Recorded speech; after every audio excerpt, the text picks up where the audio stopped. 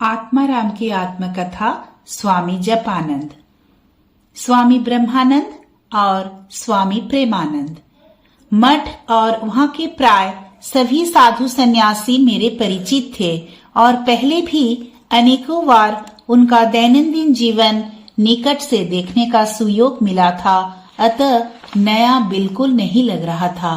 भय या संकोच कुछ भी नहीं था। 2-3 दिन में ही ऐसा लगने लगा मानो मैं बहुत दिनों से मठ में ही हूँ। ऐसा इस कारण भी संभव है कि 1912 ईस्वी से ही मेरा मन एक तरह से मठ में ही पड़ा रहता। नियमित रूप से वहाँ आना जाना लगा रहता और वहाँ रहते समय सर्वदा ठाकुर, स्वामी जी, अन्य वर्तमान सन्यासियों तथा मठ के आदर्श एवं उद्देश्य के बारे में भी चर्चा होती रहती थी। जिन लोगों को मैंने अपनी आंखों से देखा था, उन्हीं के पवित्र जीवन की चर्चा ने ही मेरे मन को मठ की ओर विशेष रूप से आकृष्ट किया था। इनमें से मुझे जिनके संपर्क में अधिक आने का सुजग मिला, उनमें पूज्य बाबूराम महाराज तथा पूज्य राजा महाराज। इन 2 महापुरुषों के अद्भुत पवित्र जीवन ने मुझे सर्वाधिक मुग्ध किया। स्वामी प्रेमानंद सचमुच ही प्रेमानंद स्वरूप थे। सबके प्रति उनका क्या ही स्नेह और क्या ही प्रेम था। हर कोई सोचता लगता है वे मुझी से सर्वाधिक प्रेम करते हैं। कितना शुद्ध और निष्काम भाव था उनका। कहते हैं कि मनुष्यों में जिस भाव की कमी या अपूर्णता रहती है, उसे वह नाम देकर पूर्ण किया जाता है। जैसे नाम है शांति, परंतु जीवन अशांति पूर्ण है। नाम है दीन बंधु, मगर दीन दुखी के प्रति किसी भी दीन दया का लेश मात्र भी नहीं दिखता। लेकिन यहाँ पर ऐसा नहीं था। प्रेमानंद जी तो सचमुच ही प्रेम तथा आनंद की साक्षात प्रतिमूर्ति स्वरूप थे। पूज्य स्वामी ब्रह्मानंद के बारे में भी ऐसा ही कहा जा सकता है। इन्हीं कारणों से मेरे दिन बड़ी तृप्ति तथा आनंद के बीच बड़े सहज भाव से बीतने लगे। अपना निर्दिष्ट कार्य पूरा करने के बाद बचा हुआ समय परमेश्वर के स्मरण मनन, सत्संग तथा सद्ग्रंथों के अध्ययन में बीतने लगा। अपने स्वभाव के अनुसार मैं सबसे थोड़ा अलग अलग रहा करता, परंतु सभी के साथ एक प्रीति का संपर्क था। केवल एक दिन ही किसी के अन्यायपूर्ण व्यवहार के कारण उनके साथ कुछ कहा सुन हो गई थी। वह भी बुखार की अवस्था में, परंतु वही अंतिम बार था। फिर कभी किसी के साथ ऐसा नहीं हुआ। आत्माराम की आत्मकथा स्वामी जपानंद। स्वामी प्रेमानंद अंतिम दर्शन। इतने में पूज्य बाबूराम महाराज पूर्वी बंगाल से सर्दी, जुकाम तथा बुखार लेकर वापस लौटे। वे कलकत्ते के बलराम मंदिर में निवास करने लगे। उनकी बीमारी की बात सुनकर मेरा मन बड़ा दुखी हुआ। उनका दर्शन करने जाने की इच्छा थी, परंतु पास में पैसे नहीं थे।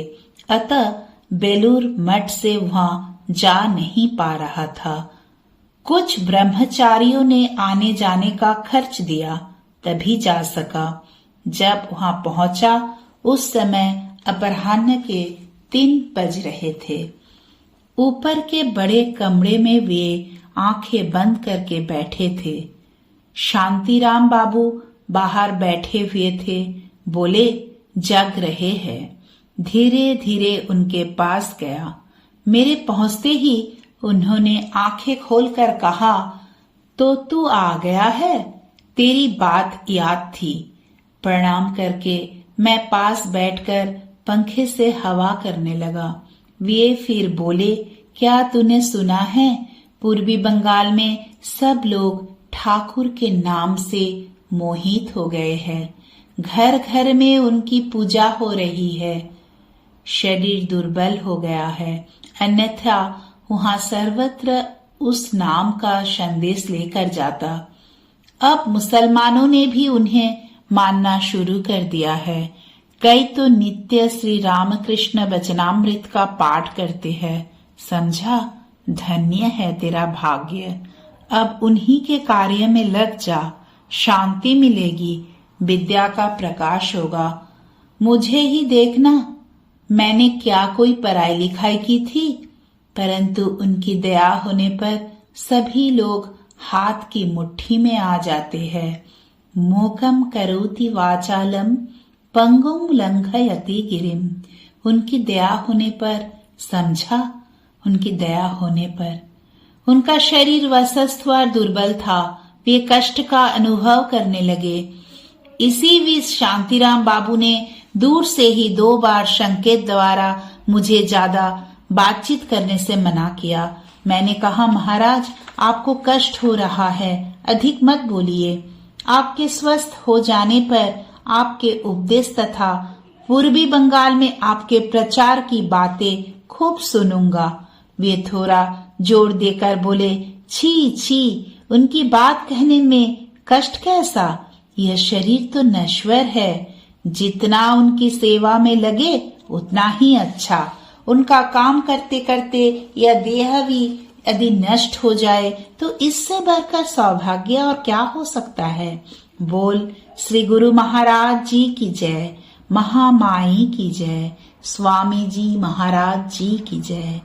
उनकी उत्तेजना देखकर मैं घबरा गया कि यदि बीमारी बढ़ जाए तो सब लोग मुझ पर ही नाराज होंगे।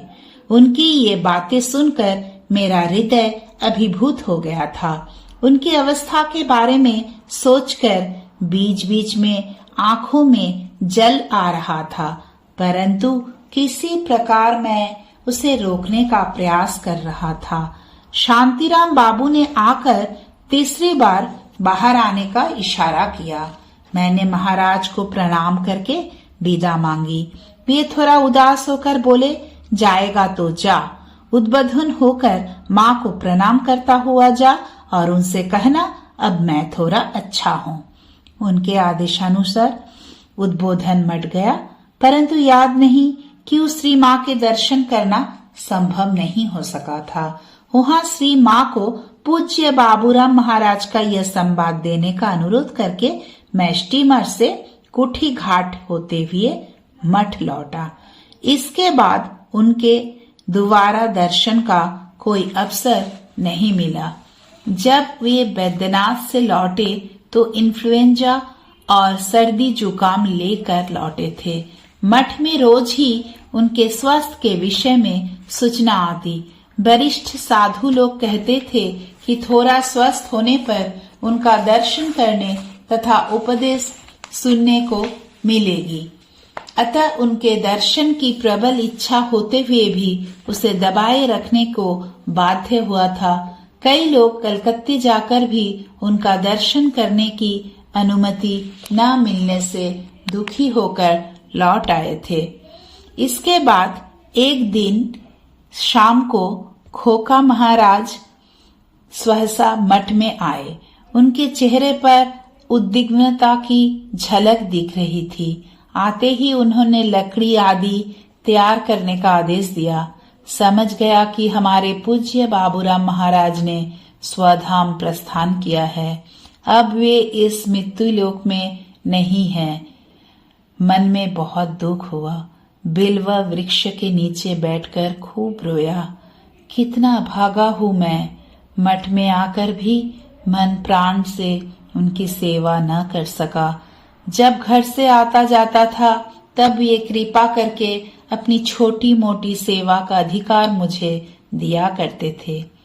कितने ही दिन जब वे रात को ऊपर के अपने छोटे से कमरे में शयन करते, तब कभी मैं अकेला या कभी किसी अन्य के साथ धीरे धीरे उनके चरणों पर हाथ फेरता और उनके उपदेशामृत का पान करता। कितने मधुमय दिन थे वे और कितनी मधुमय वाणी थी उनकी। श्री रामकृष्ण और स्वामी जी विषयक बातों का उनके पास अक्षय भंडार था। कितने उत्साहपूर्वक और कितने सुंदर ढंग से वे उन बातों को एक एक कर कहते जाते। आध्यात्मिकता के उच्च शिखर पर स्थित इन महापुरुष की वाणी में कैसा मधुर अमृत तरंगायित होता रहता था। अपराह्न में सब लोग कलकत्ते से उनका पवित्र शरीर लेकर बेलूर मठ आए। स्वामी जी के मंदिर के पास उनकी चिता सजाई गई। होम आदि के पश्चात अग्नि में सब कुछ भस्मीभूत हो गया। मैं गेस्ट हाउस की सीढ़ियों पर अंधकार में अकेले बैठा शोक से अभिभूत होकर रो रहा था। सब समाप्त हो जाने के बाद भी वहां से उठने की इच्छा नहीं हो रही थी। बारंबार मन में यही आ रहा था कि ऐसे महापुरुषों का शरीर इतना शीघ्र क्यों चला जाता है, जिनके रहने से जीवों का इतना कल्याण हो सकता है। भगवान उन्हें ज्यादा दिन जीवित क्यों नहीं रखते। आहा, मठ आज मातृहीन हो गया। अब कौन उनके समान इतने स्नेह और इतने यत्न के साथ मठ के लड़कों की देखभाल करेगा। इतने प्रेम के साथ कौन उन्हें शिक्षा देगा। पूजनीय महापुरुष महाराज स्वामी शिवानंद जी वहां उपस्थित थे। उनके आदेश पर सभी घरे भर भर कर जल से अग्नि शांत कर रहे थे।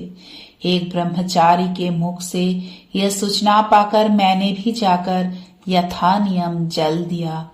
उस रात मुझे नींद नहीं आई। इन महापुरुष के वियोग ने मेरे मन को बिल्कुल उदास कर दिया था। केवल यही इच्छा हो रही थी कि दौड़कर कहीं चला जाऊं और घोर तपस्या करते हुए देहपात कर दूं। पूज्य बाबूराम महाराज की महासमाधि के बाद मठ मानो खाली खाली लगता था। मन में कोई उत्साह नहीं आता था। सभी लोग मानो विषाद के भाव में डूबे रहते थे। सबके मुख पर दिन रात उन्हीं की बातें रहती थी। सभी उनके बारे में अपने अपने अनुभव बताने को उत्सुक थे। भक्तों की संख्या और मठ में प्रतिदिन तथा प्रति सप्ताह आने वाले आगंतुकों की संख्या घट गई। ब्रह्मलीन बाबूराम महाराज के जीवन काल में प्रति रविवार को मठ में एक छोटे मोटे उत्सव के समान भीड़ हुआ करती थी। सभी लोग उनके प्रेम से आकर्षित होकर आते। अनेक भक्तों ने मठ में पहले के समान नियमित रूप से आना बंद कर दिया। पूछने पर कहते, आप बाबूराम महाराज नहीं हैं, जाने के लिए उत्साह नहीं आता। उनके रहते जो एक आकर्षण का अनुभव होता था, न जा पाने पर प्राण छटपटाते थे, उस आकर्षण का अब अनुभव नहीं होता। पूज्य महापुरुष महाराज मठ के प्रबंधक तथा उपाध्यक्ष हुए। मठ का काम यथारीति चलने लगा, परंतु जो लोग बाबूराम महाराज को अपने प्राणों से भी अधिक प्यार करते थे, उन्हें अपने मन में स्फूर्ति का बोध नहीं होता था।